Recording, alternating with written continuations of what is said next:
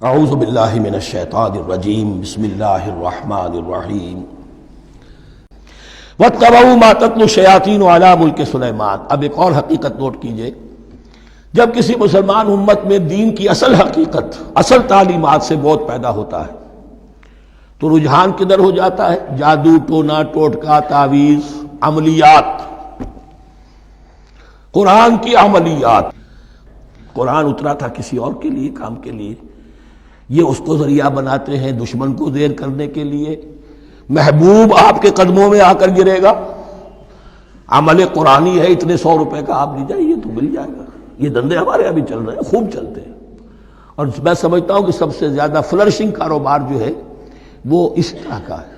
Hang لگے نہ پھٹکڑی، نہ آپ کو کوئی اس میں محنت کرنے کی ضرورت ہے، نہ اس کے اندر آپ کو انویسٹ کرنے کی ضرورت ہے، اور کاروبار چلتا ہے۔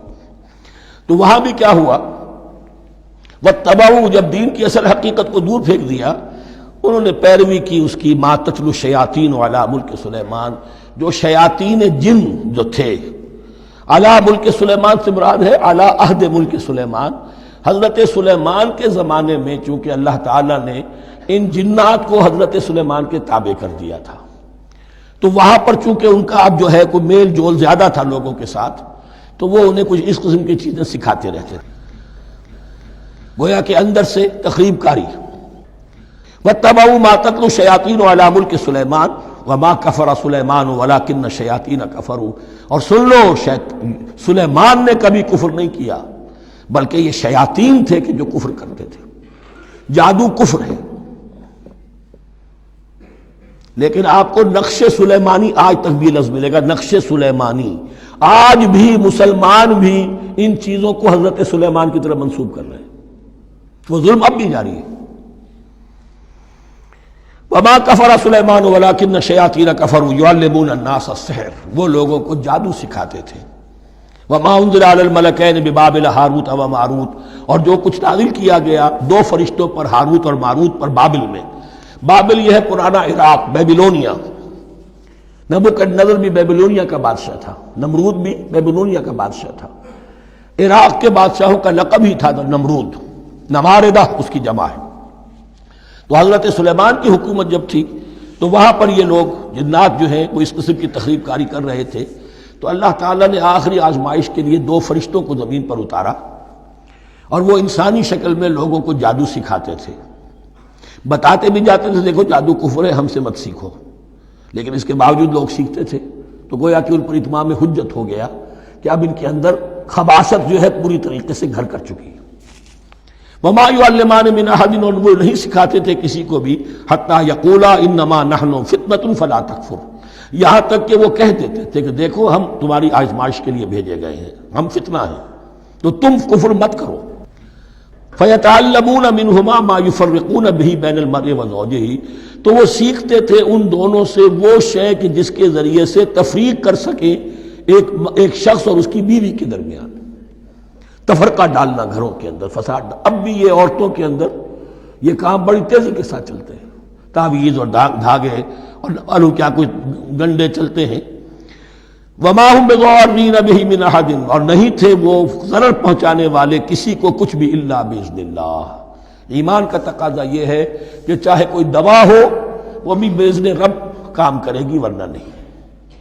کوئی اور اسباب طبیعیہ ہیں، ان کے بھی اثرات ظاہر ہوں گے اگر اللہ چاہے گا، اس کے بغیر کچھ نہیں ہو سکتا۔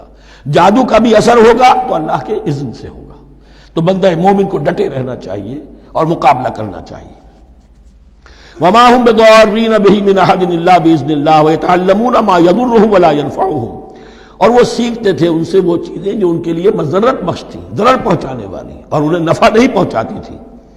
وَلَقَدْ عَلِمُوا لَمَنِ اشْتَرَاهُ مَا لَهُ فِي الْآخِرَةِ مِنْ خَلَاقٍ، حالانکہ یہ بات ان کے علم میں آ چکی تھی کہ جس نے بھی اس چیز کو حاصل کیا، جادو سیکھا، اس کا پھر آخرت میں کوئی حصہ نہیں ہے۔ وَلَبِئْسَ مَا شَرَوْا بِهِ أَنفُسَهُمْ، اور بری تھی وہ چیز جس کے لیے انہوں نے اپنے آپ کو فروخت کر دیا۔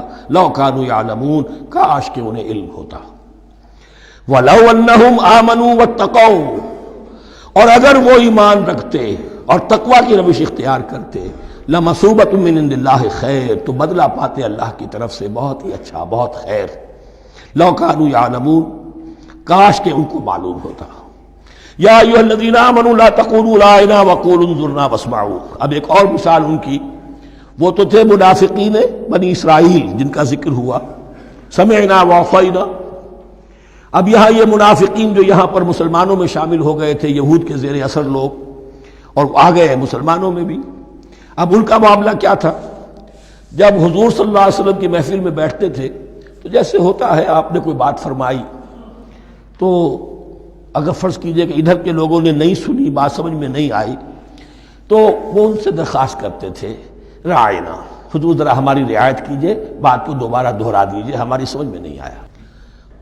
اب اس کا وہ کیا کرتے تھے یہودی، یا یہ ان کے یہودیوں کے زیر اثر منافقین، رعاینا، اے ہمارے چرواہے، گویا کہ دل میں خوش ہو رہے ہیں، خباثت نفس اس کو غذا مل رہی ہے، ہم نے تو رعاینا کہہ دیا۔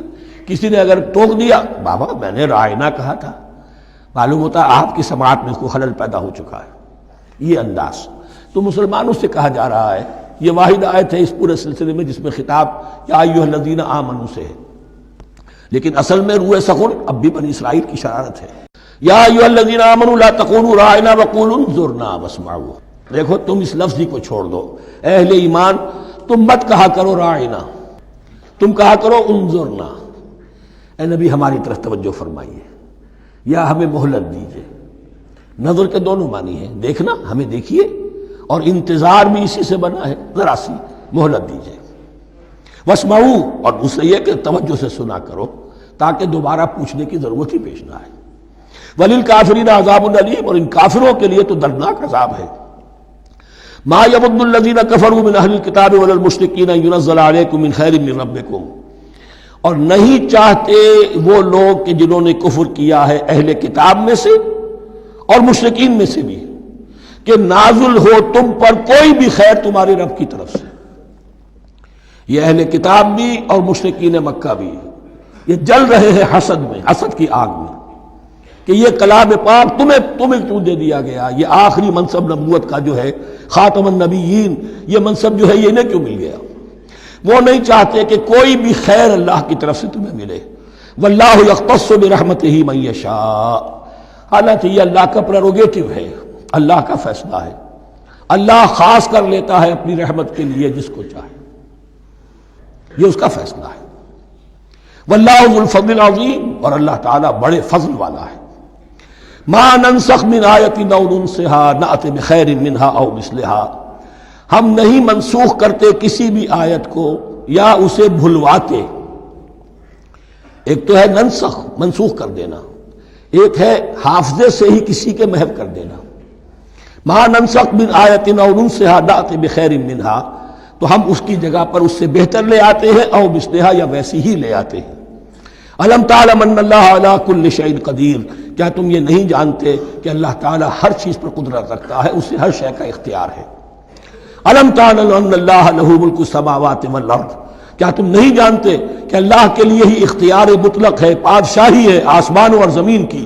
وما لکم من دون اللہ من ولی ولا نصیر، اور نہیں ہے تمہارے لیے اللہ کے سوا کوئی بھی نہ ولی اور نہ مددگار۔